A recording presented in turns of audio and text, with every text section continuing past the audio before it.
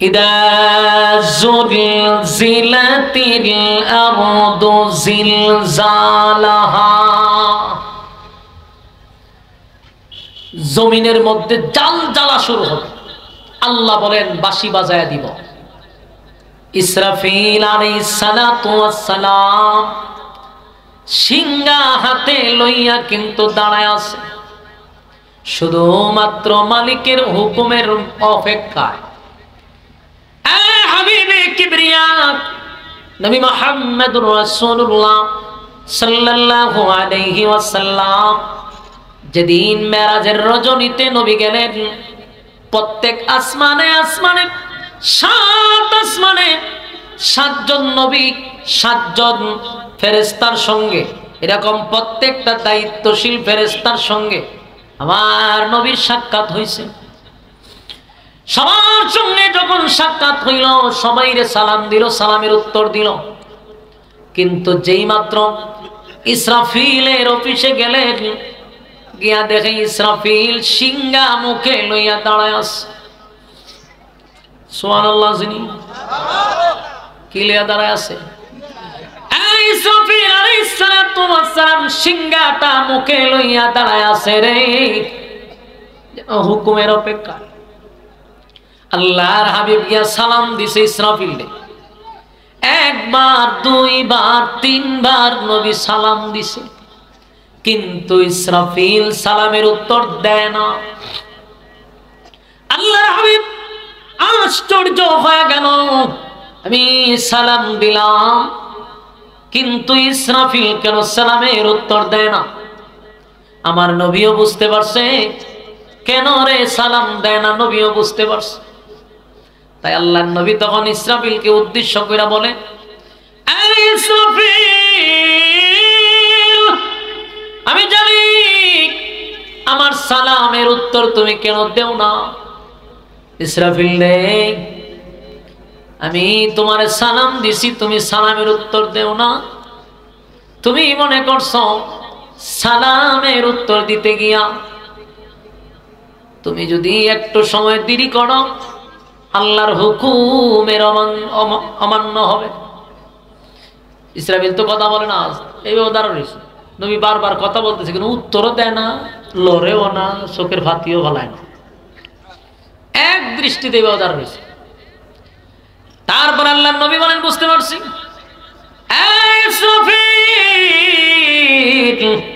তাহলে আমার বক্তব্য শোনো। আমি সাত আসমানে নিজে নিজে আসি নাই, মন গড়া আসি নাই, ব্যক্তিগত আসি নাই, আমার মালিক আমারে দাওয়াত দিয়ে আনছে। সুবহানাল্লাহ, কে লাগাত আছে? আমার মালিক আমার দাওয়াত দিয়ে আনছে। ইসরাফিল, আমি পৃথিবীর থেকে এমনি এমনি আসি নাই, আমার মালিক আমার স্পেশাল দায়িত্ব দিয়া আমার মালিক দাওয়াত দিয়ে আনছে। আমার সঙ্গে একটা ভিআইপি সফর সঙ্গী আছে, জিবরাইল আমার সফর সঙ্গী। আমারে আল্লাহ দাওয়াত দিয়ে আনছে, আমি এমনি এমনি আসি না, দাওয়াত দিয়াই না। আল্লাহ তোমারে অর্ডার দিবে না দুনিয়া ধ্বংস করার জন্য। ইসরাফিলে বুঝাইছে যে তুমি যে চিন্তা করতেছো এটা হবে না, কারণ আমি তো নিজে নিজে আসি না, আমার মালিক আমার দাওয়াত দেয় না, গোটা পৃথিবী ধ্বংস করে দিবে এই সিদ্ধান্ত মালিক নিবে না। তুমি নিঃসন্দেহে আমার সালামের উত্তর দিতে পারো। আপনার এলাকাতে কি মানুষ মরলে সুবহানাল্লাহ কন না ঠাডা বললে কোনটা? আমি সুবহানাল্লাযী লা ইহসা ইমতিনানুহু বিল লিসানি ওয়ালা বিল কলম। এই সাউন্ডলাম সাবার উড়ান। ونشهد أن لا إله إلا الله وحده لا شريك له وأشهد أن سيدنا وسندنا وحبيبنا ومولانا محمدا عبد الله ورسوله أرسله بالحق بشيرا ونذيرا وداعيا إلى الله بإذنه وسراجا منيرا সাউন্ডটা একবার নিচে নামে আর একবার উপরে উঠে কেন হ্যাঁ সাউন্ড এক মিলে নিচে ডাবে কেন সাউন্ড ডাবে কেন أعوذ بالله من الشيطان الرجيم بسم الله الرحمن الرحيم ইকুদেন শ্বাস টানে প্রচুর শ্বাস টানে بسم الله الرحمن الرحيم إذا زلزلت الأرض زلزالها وأخرجت الأرض أثقالها শুধু মনিটর وقال الإنسان ما لها يومئذ يصدر الناس أشتاتا ليروا أعمالهم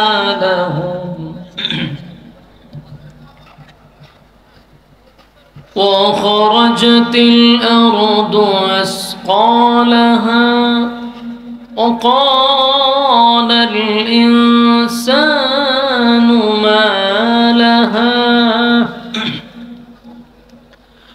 يومئذ يصدر الناس أشتاتا ليروا أعمالهم يومئذ تحدث أخبارها يومئذ تحدث أخبارها بأن ربك أوحى لها يومئذ يصدر الناس أشتاتا ليروا أعمالهم فمن يعمل مثقال ذرة خيرا يره ومن يعمل مثقال ذرة شرا يره صدق الله العظيم درود شريف পড়েন اللهم صل على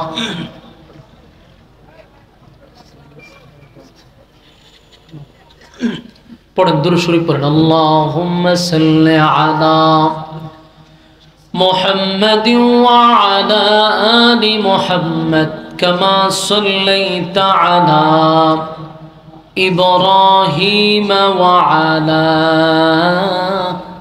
آل إبراهيم إنك حميد مجيد اللهم بارك على محمد وعلى كما باركت على إبراهيم وعلى آل إبراهيم إنك حميد مجيد ذکر باطل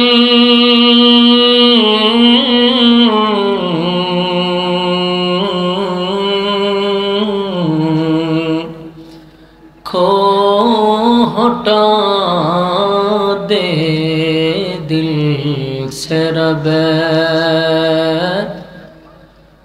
ذکر میں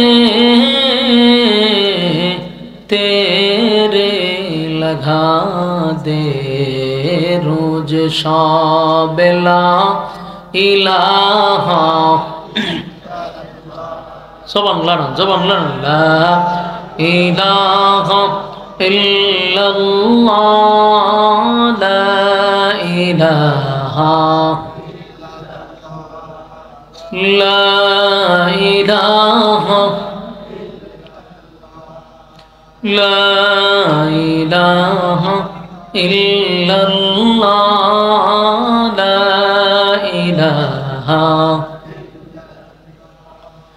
لا الہ الا اللہ محمد رسول اللہ صلی اللہ علیہ وسلم আলহামদুলিল্লাহ আয়োজিত সিরাজগঞ্জ জেলার অন্তর্গত কুটিরচর কবরস্থান বাইতুন নূর হাফিজিয়া কওমি মাদ্রাসা ও ইয়াতিমখানার উন্নয়ন কল্পে আয়োজিত আজকের এই ওয়াজুদার মাহফিলের সম্মানিত সভাপতি জনাব আলহাজ মোহাম্মদ মকবুল হোসেন মেম্বার সাহেব, আজকের মাহফিলে সভাপতিত্ব করছেন হজরত মাওলানা তাজুল ইসলাম সাহেব কুটিরচর। আজকের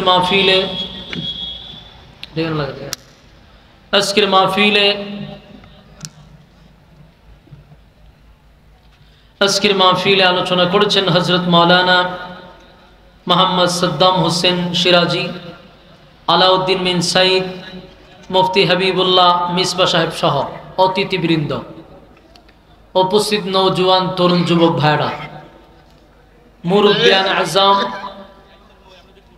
আওয়াজ যতটুকু দূরে যায় অবস্থানরত পর্দানিশী আমার মা ও বোনেরা, সকলকে আমার অন্তঃস্থল থেকে জ্ঞাপন করছি মুবারক। আমরা শুকরিয়া আদায় করছি যে আল্লাহ রাব্বুল আলামিন দুনিয়ার সমস্ত ব্যস্ততা থেকে পিছনে রেখে দুনিয়ার সমস্ত ফিতনা ফাসাদ থেকে হেফাজত করে আল্লাহ রাব্বুল আলামিন আমাদেরকে জান্নাতি এক মজলিসে আলেমদের সোহবতে সুস্থ অবস্থায় আসার এবং বসার তৌফিকটুকু দান করেছেন। শুকরিয়া আদায় করছি আলহামদুলিল্লাহ। লক্ষ কোটি দুরুদ এবং সালাম আল্লাহর সৃষ্টির প্রধান আকর্ষণ জনাবে মুহাম্মদুর রাসূলুল্লাহ সাল্লাল্লাহু আলাইহি ওয়াসাল্লামের উপর। সম্মানিত সিরাজগঞ্জবাসী, কোথায় হবিগঞ্জ আর কোথায় সিরাজগঞ্জ, যদিও গঞ্জে গঞ্জে মিল আছে কিন্তু দূরত্বের কোনো মিল নাই। লম্বা সফর করে আপনাদের এখানে আসা, রাস্তাঘাটে দোকান পাটে বিভিন্ন জায়গা, এই বাচ্চা বলেন তো উড়ান, এরা উড়ান, এখান থেকে এরপরে ওয়াজ করবো ওয়াজ করবো না, এই উড়ান, এটা ওই যে বসে রয়েছে কথা বলতেছে এখানে বসে বসে, ওড়ান এটা ওড়ান। আপনারা যারা ওয়াশরুমের সামনে আসেন কতগুলো ফুলা পান দিয়েছেন এখানে বসে বসে গল্প করতেছে, হ্যাঁ ওটা না কেন আবার আসে, ওটা তুমি ওটা তুমি আমার পায়ে চা, হ্যাঁ তুমি উঠবো, তোমরা এই গ্রুপ পুরোটা ওটা বসে কথা বলতেছ, আমি কথা বলতেছি এরপর আপনারা কথা বলতেছেন, তাহলে লাভ হইলো কি বলেন? এখন তো সবচেয়ে গুরুত্বপূর্ণ হলো আমার কথা শোনা আপনাদের। আপনারাই যদি কথা বলেন তাহলে আমার ওয়াজ ছেড়ে দিয়ে আপনাদের কথা শুনি। কতগুলো লোক বসাইছেন ইয়ং কতলা পোলা বানাচ্ছে, কিন্তু ওয়াজ মাহফিলে বসা এর উদ্দেশ্য না। ওয়াজ শুনতে যদি আসো তোমরা ওয়াজ শোনার জন্য আসো, নাহলে তোমরা ওই প্যান্ডেলের বাইরে যাও। যারা শুনতেছে এদেরকে শুনতে দিতে হবে। মনে না চাইলে তোমরা এখানে বৈশা বিরক্ত করবো না কাউকে। নাজালাত আলাইহিমুস সাকিনা, এটা রাসূলের কথা। আল্লাহ রাসূল বলছে এই সমস্ত মজলিসে সাকিনা নাজিল হয়। তা আপনি যদি কথা বলেন সাকিনার পরিবর্তে ঠাডা পড়বো তো কথা বুঝতে চান? রহমতের বদলা গজব পড়বে। কথা বললেন না আল্লাহর হস্তে। আমি জানি এটা আপনাদের অভ্যাস, কথা বলা, বাদাম খাওয়া, ওয়াজ শুনতে আসেন না আপনাদের এলাকার মানুষ, আপনাদের বাপসাবে বোঝা যায়। কিন্তু আমার বেলা এটা করবেন না। আমার পরে আপনারা বৈশা এখানে ইচ্ছা মতে বাদাম খাইবেন, গল্প করবেন, নাচানাচি করবেন, আমার অসুবিধা নেই, কিন্তু আমার সময় করতে পারবেন না। আপনার কাছে আমি মাপ চাই, কারণ আমি কথা বলবো, আপনারা কথা শ্রবণ করবেন। যদি মনে করেন হুজুর আপনার বয়ান শুনবো না, আপনি দূরে কোথাও চলে যাবেন, আরেকজনকে আপনি ডিস্টার্ব করবেন না। রাজি আছি? আমি কথা বলতেছি আপনাদের স্বার্থে, আমার কোনো স্বার্থ নাই। কারণ আমি এখন কথা বলতেই, আপনারা শুনলে শুনবেন, না শুনলে নাই, কিন্তু কথা তো হচ্ছে কোরআন থেকে। তাহলে আপনি যদি না শুনেন, এক্ষেত্রে আপনি এখানে বসা থাকলে গুনাহগার হবেন। মেহেরবানি করে যতক্ষণই বসবেন আমরা দিলের কান লাগায় কথাগুলি শ্রবণ করার চেষ্টা করব ইনশাআল্লাহ। ইনশাআল্লাহ আসেনি? আওয়াজে বোঝা যায় রাজি না। কারা কারা মোনাজাত পর্যন্ত থাকবেন হাত তুলেন। কারণ আতলামায় নাতলামায় দেখছেন দাঁড়াই না, ফাটিরা কিন্তু হাত তুলছে না। ওই যে এর উদ্দেশ্য কি? তা হাত তুলেন না, কার লক্ষণ তো খারাপ। আমি সব দেখি এখান থেকে বসে, আমার চোখ কিন্তু চারটা। হাত তুলেন, বলি ইনশাআল্লাহ মোনাজাত পর্যন্ত থাকবো তো ইনশাআল্লাহ। ওয়াদা বরখেলাপ করা যাবে না। বসেন। ওয়াদা বরখেলাপ করা মুনাফিকের খাসলত। কিসের খাসলত? কথা হয় না। তা আপনি যদি এখন উঠতে যান, কি হইয়া যাইবেন? মুনাফিক হইয়া। কারণ আপনি ওয়াদা করছেন, এখন গেলে ওয়াদা ভঙ্গ, আপনি মুনাফিক হয়ে যাবেন। আর আমি স্লোগান দিব, আপনি গেলে খেজারে সবাই বলবেন মুনাফিক যায়। ইজ্জত থাকবো? হ্যাঁ, দিলে বসে থাকতে হবে। বসে থাকেন, বসে থাকেন ইনশাআল্লাহ। আমি আপনাদেরকে বিরক্ত করব না, বিরক্ত লাগাবো না। যে হুজুর আমরা যে বসে থাকতাম, আমরা যদি ওয়াজ করতে করতে আপনারা বিরক্ত লাগাইলাম, ওই জায়গা পর্যন্ত আমি যাবো না ইনশাআল্লাহ। আপনারা বিরক্ত হইবার আগেই ছাড়ার চেষ্টা করব। বসেন। এই যে দেখেন কতগুলা লোক ওর ডেস্কের কাছে গিয়ে বসে রয়েছে। আজ যে ওয়াজ শুনতো, এরা খানার গ্রান শোনে। আমি আপনারা আসছেন ওয়াজ শোনার জন্য, তো খানা এখানে ভাগ করতেছেন, আপনি দাঁড়ায় রয়েছেন, মানেটা কি? আসেন, বসেন, বসে যান। দেখেন আমি মুসাফির, বহু দূর থেকে আসছি সিরাজগঞ্জে। এলাকা দিয়া প্রোগ্রামে কি অভাব আছে? আমার কি এত দূর আসতে হয়? আসছি। আপনারা মহব্বত করে দাওয়াত দিচ্ছেন, আমি মহব্বত করে আসছি। যদি শুধু উদ্দেশ্য থাকে প্রোগ্রামের জন্য আর হাদিয়ার জন্য, তাহলে এতক্ষণে আমি প্রোগ্রাম করতে পারতাম 4টা আমার এলাকা দিয়া। হাদিয়া এসে 3টা বললে যেতে পারতাম। দূরে আসার উদ্দেশ্য হলো আপনারা আমার বয়ান শুনেন, বিভিন্ন ক্যাসেট লাগান, দোকানপাটে শুনেন, মহব্বত করেন, দাওয়াত দিছেন, আসছি বয়ান করার জন্য। এখন আপনারা যদি রাস্তাঘাটে ঘুরেন, কষ্ট লাগবে নি? ওইটা বলতেছি, এটাও বুঝে না। আপনারা যদি রাস্তাঘাটে আড্ডা মারেন, তাহলে বলনেওয়ালারও কষ্ট লাগে, যারা মাহফিলটা করাইছে তাদেরও মনে কষ্ট, যে এত কষ্ট করে আমরা মাহফিলটা করাইলাম, আর তারা রাস্তাঘাটে দোকানপাটে গিয়ে আড্ডা মারতেছে, দোকানে বসে গল্প করতেছে, এটা ব্যর্থ। আমার সমস্ত যুবক ভাইদেরকে বলি, আমরা যদি বেঁচে থাকি আগামীকাল, বলুন বেঁচে যদি থাকি আগামীকাল, গল্প করতে পারবেন, আড্ডা মারতে পারবেন, কিন্তু আগামীকাল বেঁচে থাকলে এই মাহফিলও বসতে পারবেন না। বাঁচলে দোকানে আড্ডা মারার সুযোগ আছে, কিন্তু বাঁচলে এই মাহফিলে বসার সুযোগ নাই। তাহলে আজকের এখানে বসাটা হলো সবচেয়ে গুরুত্বপূর্ণ। তাই জন্য লইরেন না, বসেন, বসেন, বসেন ইনশাআল্লাহ। আল্লাহ আপনাদেরকে দুনিয়া তো সম্মান দান করুক, আখেরাত তো আপনাদেরকে সম্মান দান করুক। বসে যান। প্রতিদিন না হয় একটু আড্ডা উড্ডা মারেন, আজকে মারলেন না, আজকে গল্প করলেন না, একটু শুনেন। আমিও কথা বলবো কোরআন থেকে, এর বাহিরে আমিও কথা বলবো না ইনশাআল্লাহ। কোরআন ১৫০০ বছর আগে আল্লাহ এই দুনিয়ায় পাঠাইছে। নাজিল হয়েছে কত বছর আগে? একটু হ্যাঁ না একটু বইলেন। মেহেরবানি করে বললেন। আপনারা যদি চুপ থাকেন কথা বলার আগ্রহ উৎসাহ আমার থাকবে না, কারণ আমি তো সন্দেহে আছি, আমার ভাষা বুঝেননি। আপনারা যখন হানা বলবেন তখন বুঝবো হ্যাঁ বুঝতেছে, এই জন্য একটু হানা বললেন। কোরআন নাজিল হয়েছে কত বছর আগে? 15 বছর আগে, 1500 বছর আগে। আচ্ছা বলুন তো দেখি, 1500 বছরের ভিতরে কোরআনের একটা শব্দ তো দূরের কথা, একটা নক্তার কোনো পরিবর্তন পাইছেন? সুবহানাল্লাহ। এটাই তো কোরআনের সবচেয়ে বড় মুআজিজা। 1500 বছর হয়ে গেল, একটা নক্তাও লড়ে নাই। অথচ 100 বছর হইলে অনেক গ্রন্থ তার মূল লেখকের কথাই মানুষ পাল্টায় বলায়, ঠিক না? আর এটা 1500 বছর হয়েছে, এখনো শব্দ তো দূরের কথা, নক্তাই পরিবর্তন হয়েছে না। এর মূল কারণ জানেন? কারণ হলো কোরআন এর দায়িত্ব, হেফাজতের দায়িত্ব, এটা কোনো মানুষের হাতে আল্লাহ দেয় নাই। মানুষের হাতে যত কিছুর দায়িত্ব আছে এগুলার কিন্তু অস্তিত্ব থাকে না। এই কোরআনটা যদি আল্লাহ মানুষের হাতে দায়িত্ব দিত, যে যারা রাষ্ট্র চালাবে তাদের হাতে কোরআনের দায়িত্ব থাকবে, আপনারা কি মনে হয় 2025 সালে আইসা বিসমিল্লাহর বা তালাশ করে পাইতেন না? এর আগে সব শেষ। রাষ্ট্রের কাছে কোরআন দেয় নাই, যদি দিত 25 সালে বিসমিল্লাহ পাইতেন না, এটা গায়েব হয়ে যেত। এক এক সরকার আইসা এক এক আয়াত উঠাই দিত। যারা মনে করেন, যেই সরকার মনে করে যে না আমি জিহাদ সম্পর্কে কোনো আয়াত রাখবো না, উঠায় দাও।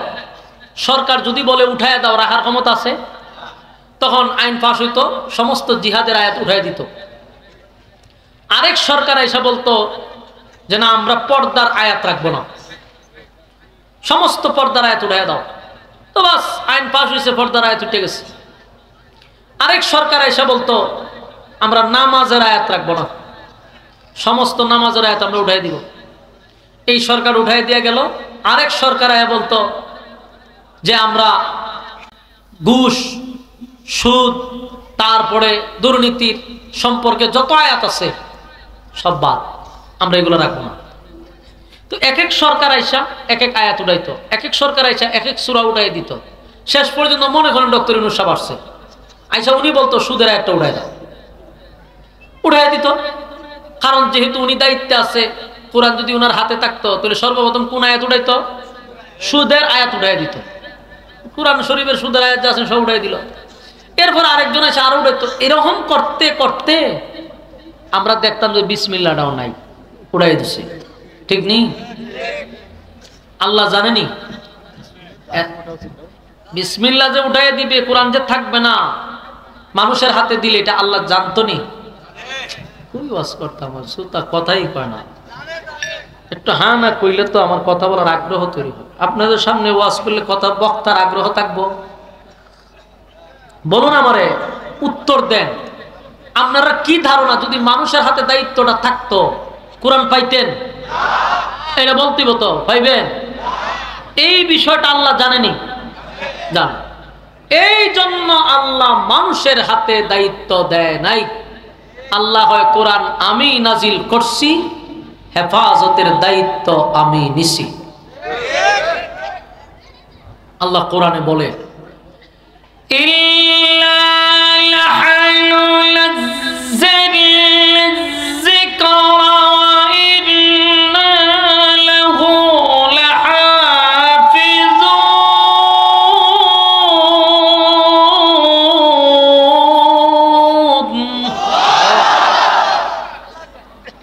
মাইকম্যান টানের মাঝখানে যদি আপনি কমান থেকে কোনো বক্তার গলা থাকবো, হ্যাঁ আমি স্কেল তুলছি, আপনি টাস করে লাগাইছেন কেন? ভাইজ দাবিটা কেন করলেন?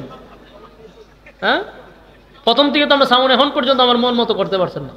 এর মধ্যে আমি টান দিচ্ছি, আপনার টাউনটা কমাই লিছেন। এগুলো তো গলার বক্ত যাবো সাথে সাথে। কি কম কম, তার জন্য আমি তেলাওয়াতও করি নাই খুতবাতেই, মাইক এখন পর্যন্ত আমার মন মতো সাউন্ড দেয় নাই। যাই স্কেলও টান দিছি, এতে কমাই লিছে। আচ্ছা যাক, এইরকম করেন না, কোনো সময় না। কোনো বক্তা যদি টানও থাকে, আপনি এটার আগে চিন্তা করবেন যে ওনার টান শেষ হোক, এরপর আমি লামাবো। হঠাৎ করে লামাইছেন, উনি স্কেল যতটুকু উপরে তুলছে আপনি লামাইছেন, জাগাত তো বলা যাবো। এটা কইরেন না। তো আল্লাহ বলেন আমি নাজিল করছি, হেফাজতের দায়িত্ব আমি নিছি। এই কারণে আজকে আপনি কোরআনের একটা নক্তারও পরিবর্তন পান নাই, কিয়ামত পর্যন্ত কোরআন এমনই থাকবে। সুবহানাল্লাহ, আল্লাহর ওয়াদা। গেল এক।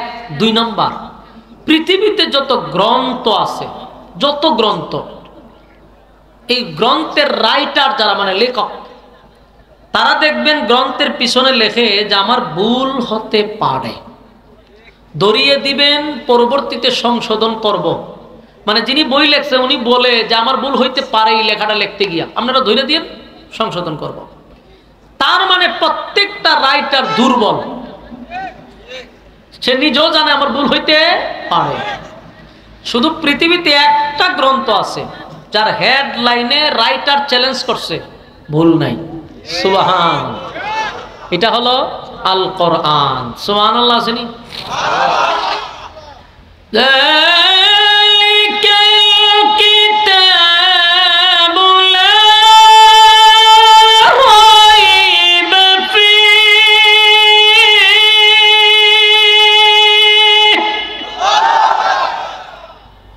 আল্লাহ কয় এই কোরআন এমন একটি কোরআন যেটা তোমরা পড়বা নিঃসন্দেহে, কোনো ভুল নাই, আবার সন্দেহ করা যাবে না। ভুল নাই এতটুকুই শেষ না, আল্লাহ কি কয়? সন্দেহ করা যাবে না, সন্দেহ করলে ঈমান চলে যাবে। তাহলে আমরা যে কোরআন থেকে কথা বলি এটার মধ্যে ভুলও নাই, সন্দেহ নেই। আমরা সে কোরআন থেকে কথা শুনবো, মনোযোগ দিয়া শুনবো, মোনাজাত পর্যন্ত থাকবো, রাজি আছি ইনশাআল্লাহ। আসুন, আমি আপনাদের সামনে একটা সূরা কমপ্লিট তেলাওয়াত করছি। সূরাটি 99 নাম্বার সূরা। এই সূরাটি আল্লাহ রাব্বুল আলামিন মক্কাতুল মুকাররমায় নাজিল করছে। মক্কাতুল মুকাররমায় এই সূরাটি নাজিল করেছেন। সূরাটির নাম হলো সূরা জিলজাল। এই জিলজাল সূরাটির বাংলা অর্থ হলো ভূমিকম্পের সূরা। বলুন, কি কম্পের সূরা? তাহলে সূরার একটা নাম আছে কোরআনে, এই সূরাটার নামই হলো ভূমিকম্প। ভূমিকম্পের সূরা। বলুন তো দেখি আমাদের দেশে ভূমিকম্প হচ্ছে কিনা? হ্যাঁ, একদিনে 3 বার হয়েছে ঢাকাতে, আর গত শুক্রবার হয়েছে সারা বাংলাদেশে। ঘন ঘন ভূমিকম্প, এটা হলো কিয়ামতের আলামত। ঘন ঘন ভূমিকম্প কিয়ামতের আলামত। আর জমিনে কখন ভূমিকম্প হয়? যখন জমিনে পাপাচার হয়। কথা বুঝতেছেন? এমন পানি পড়ছে একেবারে গোসল করে এলিস, জমা ছিল পানি। কুকুর বিড়ালের রক্তের দাম আছে, কিন্তু এখন মানুষের রক্তের আর কোনো দাম নেই। জানা, বেবিচার, এমন কোন পাপ নাই যে সোনার বাংলাদেশে হয় না। আর এর থেকে বেশি পাপাচারটা হয় ঢাকা শহরে। এজন্য ভূমিকম্পটা ঢাকা বেশি হয়েছে। যদি 9 মাত্রার ভূমিকম্প হয় তাহলে কয়েক লক্ষ মানুষ এই কয়েক সেকেন্ডে মারা যাবে। কয়েক লক্ষ বলে দিলাম আমি, মারা যাবে। এদেরকে উদ্ধার করার জন্য সুযোগও পাবে না। হসপিটালে নেবেন, হসপিটালগুলো মাটির সাথে মিশে যাবে। মানুষের লাশ মানুষ উদ্ধার করতেও কাউকে পাবে না। কারণ যেই পরিমাণ ঘনবসতি ঢাকা, আর যেই পরিমাণ পাপাচার, গুনাহের প্রতিযোগিতা চলে, প্রতিযোগিতা, কে কত গুনাহ করবে এটা নিয়ে প্রতিযোগিতা চলতেছে। আল্লাহ হয় তখন আমি গজব দেই।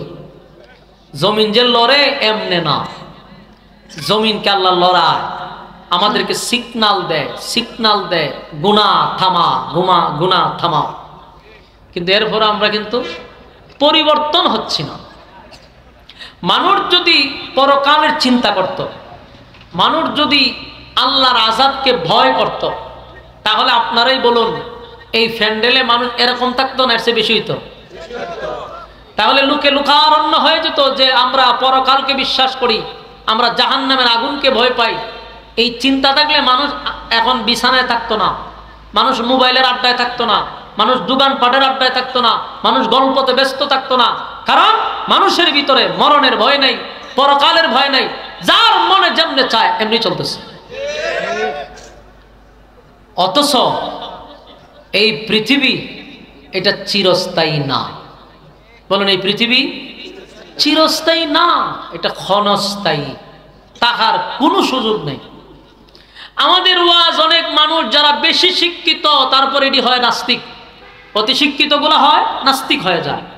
তো এরকম কিছু নাস্তিক মার্কার লোকেরা বলে আমরা কত কবর, ভাঙ্গা কবর দেখলাম, কবরের মধ্যে ফুলের বাগানও দেখি নাই, কত ভাঙ্গা কবরের নিচে জাহান্নামের আগুনও দেখি নাই। অথচ হুজুররা কয় কবরের মধ্যে আগুন ধরবে, জান্নাতের ফুল বাগান দেখবো, ঠিক না? এরা দেখে না। তা আমি আপনাদেরকে প্রশ্ন করি, এমন প্রশ্ন যদি কোনো সুশীল মার্কা নাস্তিকরা করে, তা আপনারা বলবেন যে তোর সাথে আমি একই বিছানায় ঘুমাবো, ঘুমানোর পরে তুই ঘুমের ঘরে কোথায় যাস? আমি ঘুমের ঘরে স্বপ্নে দেখি আমি চলে গেছি মনে করেন সিরাজগঞ্জ মার্কেটে, সেখানে ইচ্ছা মতে ভালো জিনিস দেখাইলাম, আবার দামি একটা গাড়ি দিয়ে এখানে দাঁড়াইলাম, এটা আমি স্বপ্নে দেখছি। তুই তো আমার পাশে বসা, আমি তোর কাছে বসে এত কিছু করলাম, তুই দেখলি না কেন? কারণ আমি ঘুমে, সে কি সজাগ, জাগ্রত। তার মানে জাগ্রত ব্যক্তি আর ঘুমন্ত ব্যক্তি, ঘুমন্ত ব্যক্তি যা দেখে জাগ্রত ব্যক্তি তা দেখতে পায় না। আমি আপনারা বুঝাইতে পারছি? মনে করেন দুই ব্যক্তি একই বিছানায় ঘুমাইলো, এর মধ্যে একজন ঘুমায় নাই, বসে রয়েছে, আর একটা ছেলে ঘুমায় রয়েছে। তো ঘুমের মধ্যে সে হাসতেছে, কিছুক্ষণ পরে আবার ঘুমের মধ্যে কাঁদতেছে।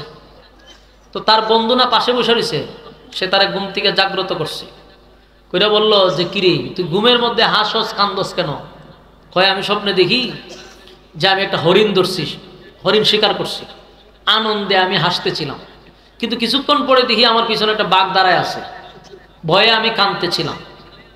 এখন জাগ্রত বন্ধু ঘুমন্ত বন্ধুরে মারছে তাপ্পর, কয় আমি তোর পাশে বসা, আমি বাঘও দেখলাম না, হরিণও দেখলাম না, আমার কাছে বসে তুই এত কিছু দেখস?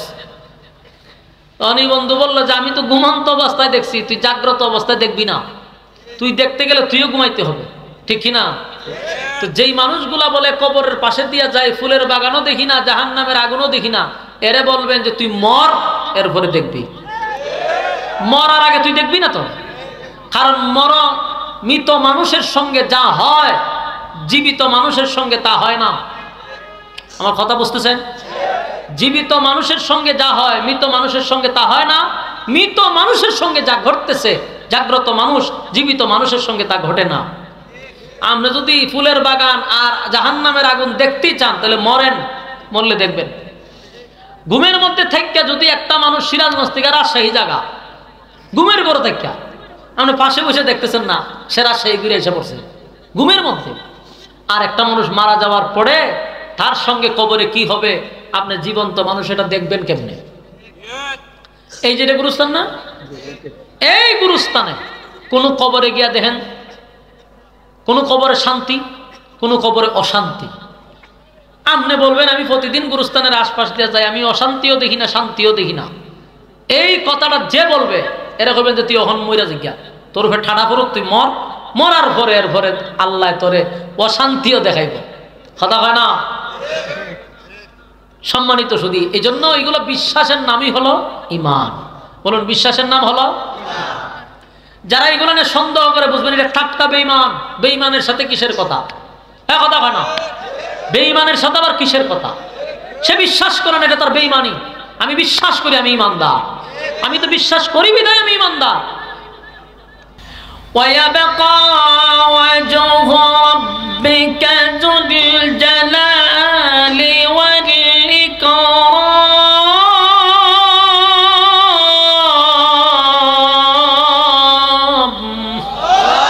আল্লাহ হয় যিনি থাকবেন একমাত্র তিনি হলেন আল্লাহ। বলুন সব ধ্বংস হওয়ার পরে কে থাকবে? আল্লাহ বলেন শুধুমাত্র আমি থাকবো, বাকি সব ধ্বংস হবে।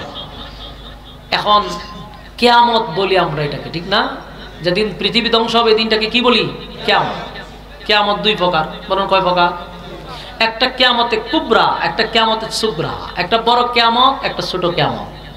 বড় কিয়ামতটা হবে সমষ্টিগতভাবে, আর ছোট কিয়ামতটা হবে ব্যক্তিগতভাবে।